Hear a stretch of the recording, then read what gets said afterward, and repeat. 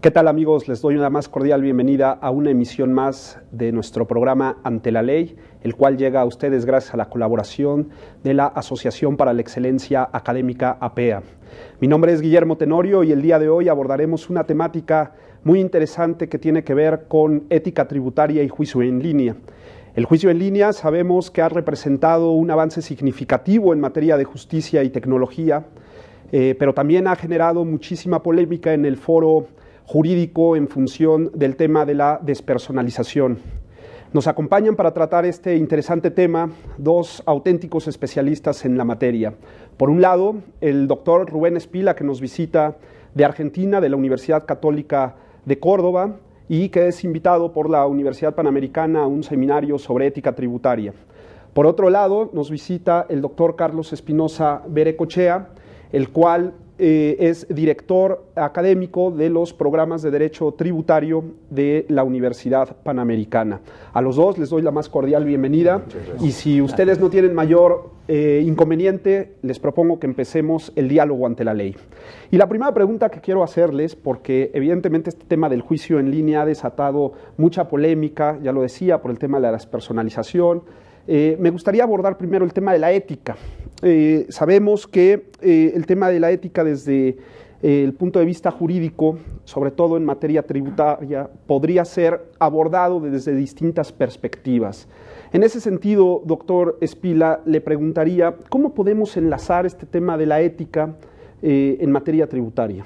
¿Desde qué ángulos podríamos analizarlo? Bueno, yo creo que los ángulos son múltiples, porque en primer lugar nos encontramos en una tensión en la cual de alguna manera encontramos en un polo al Estado y en el otro polo a los particulares administrados. De manera tal de que tenemos que encontrar también que el Estado, ¿no es cierto?, ha sido de alguna forma creado para que se suplan necesidades de los seres humanos, por lo menos algunas de sus necesidades que son las necesidades básicas, de manera tal de que los seres humanos puedan formalizar su proyecto de vida. Entonces el Estado debe cumplir funciones, pero estas funciones que son para beneficio de los administrados, evidentemente a su vez tienen un costo, y este costo se refleja, por supuesto, en el gasto público que va a los servicios públicos y al funcionamiento del Estado por una parte, pero por otra parte también debe ser obtenido, ¿no es cierto?, de los particulares. Entonces, los problemas son, digamos, un problema de justicia, ¿no es cierto?, en el cual, digamos, ¿qué debemos recabar de cada uno de los ciudadanos? ¿A quién debemos dirigir la inversión o el gasto público? Y por otra parte, luego también respetar la igualdad en el trato, ¿no es cierto?, conforme lo ha establecido la Corte, ¿no es cierto?, en este caso en particular, en dos tipos de igualdad. El primero, igualdad absoluta, igualdad que se refleja en que todos somos iguales ante la ley. Y por el otro lado también, en reconocer las diferencias o accesorios que todos tenemos, en el sentido de que de alguna manera algunos poseen más dinero que otros, y entonces esto implica, o más capacidad contributiva que otros para ser más precisos, y entonces esto implica también una diferencia de tratamiento. Sería ajurídico, pero al mismo tiempo, desde el punto ético, yo diría malo, tratar en forma desigual a quienes son iguales, como de tratar en forma igual a aquellos que son desiguales desde el punto de vista de su capacidad contributiva.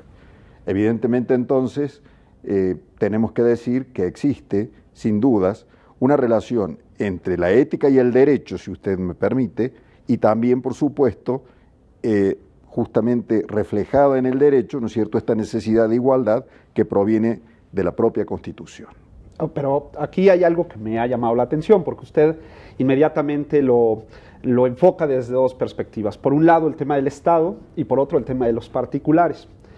Tan responsabilidad ética podría tener uno como el otro, Yo cuando no pagara mis impuestos estoy asumiendo una responsabilidad ética respecto al entorno social por no contribuir con este gasto que de alguna u otra manera repercute desde los que más tienen hasta prácticamente todo el entorno social. Y por otro, el tema del Estado, ¿no? Que también tiene que asumir una serie de condiciones para ajustar esos impuestos no de manera igualitaria, sino de manera proporcional y equitativa a cada uno de los que contribuyen con el erario público. ¿Estoy en lo correcto? Correctísimo. Es decir, el tema puede ser enfocado desde ambos puntos. En primer lugar, yo diría la justicia en la ley, ¿no? Fíjese usted que hoy yo me siento muy agradado de estar en México y al mismo tiempo quisiera aprovechar para poner de resalto la reforma al artículo 1 de la Constitución mexicana, que ha variado el concepto tradicional que se tenía en la Constitución de 1917 al reconocer los derechos humanos.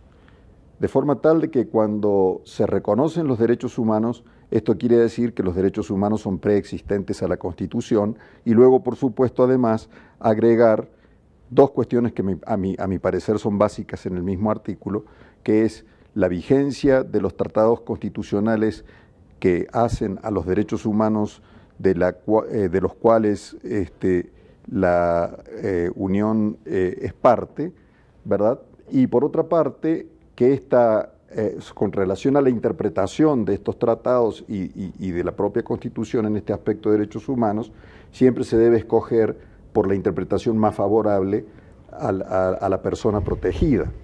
De manera tal de que tenemos por un lado, ¿no es cierto?, que las leyes deben ser justas. Entonces, se deben respetar los principios constitucionales que también son, de alguna manera, garantías, aun cuando no estén en el ámbito de la conformación de la Constitución dentro del capítulo propio de las garantías, sino de las obligaciones de los mexicanos, que son aquellos contenidos en el artículo 31, fracción cuarta de la Constitución.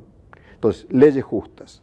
Y al mismo tiempo, por supuesto, también contribución justa, es decir, absoluta fidelidad en la declaración o en la aportación que cada uno de aquellos que tenemos que de alguna forma contribuir porque recibimos beneficios del Estado mexicano, ¿no es cierto?, hagamos.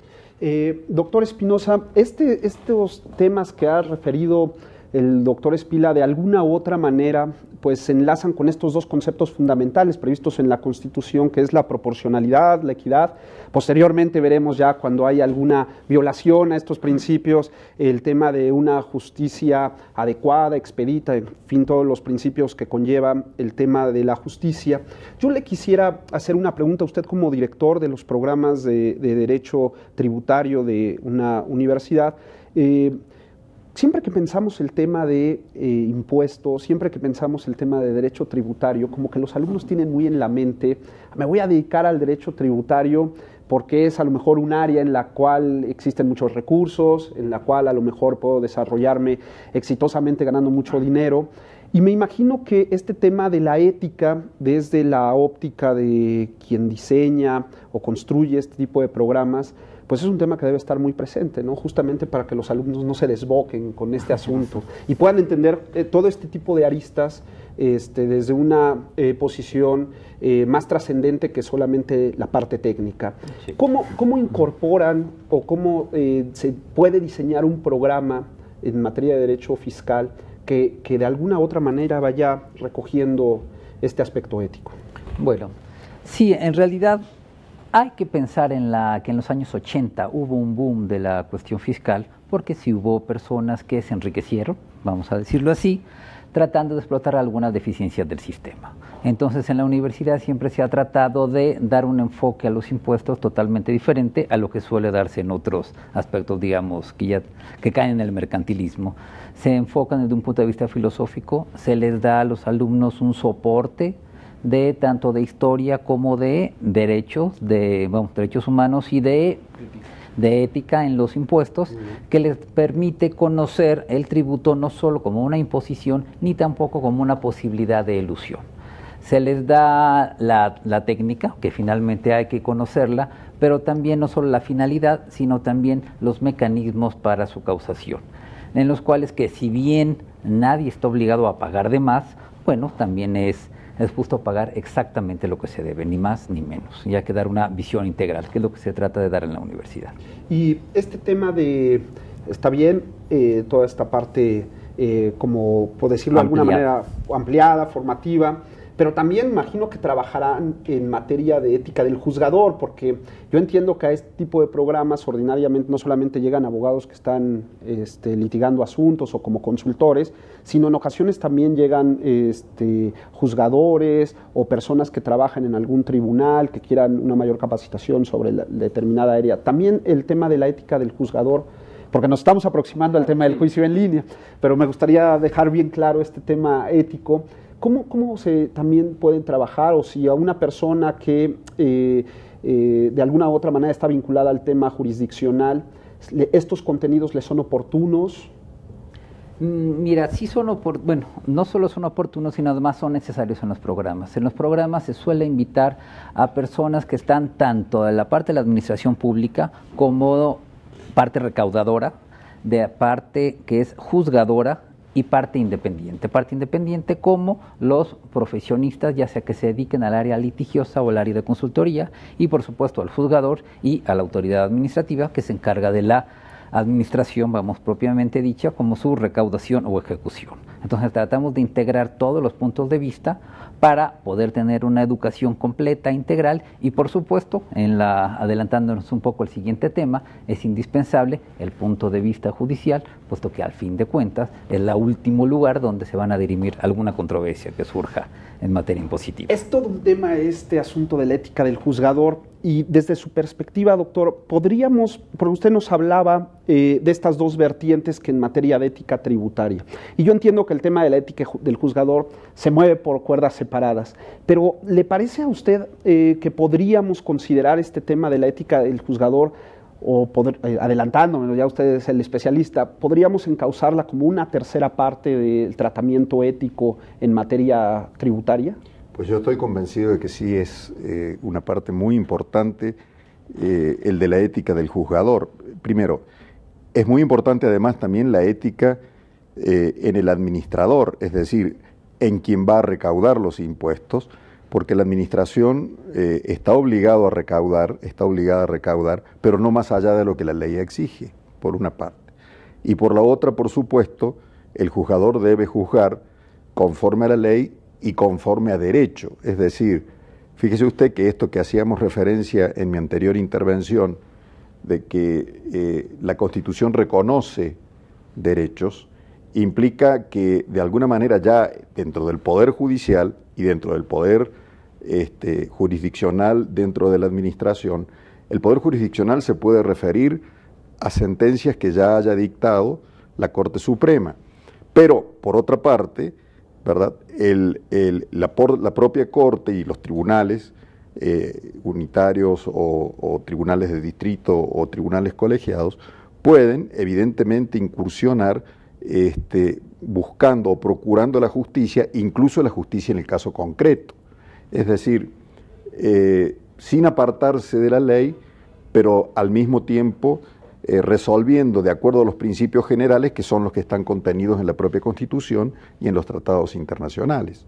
De forma tal de que todo esto tiene su respaldo a su vez en la ética, es decir, vuelvo de nuevo a unir los temas, si usted me permite, porque el derecho, si bien algunas normas pudieran parecer que no tienen nada que ver con la ética, sí tienen que ver con el orden que en definitiva también permite, ¿no es cierto?, de alguna manera que se llegue a una solución justa, de forma tal de que el tratamiento igualitario, a todos los vamos a tratar iguales porque todos son iguales desde el punto de vista humano, es un planteamiento jurídico, por supuesto, pero al mismo tiempo también ético.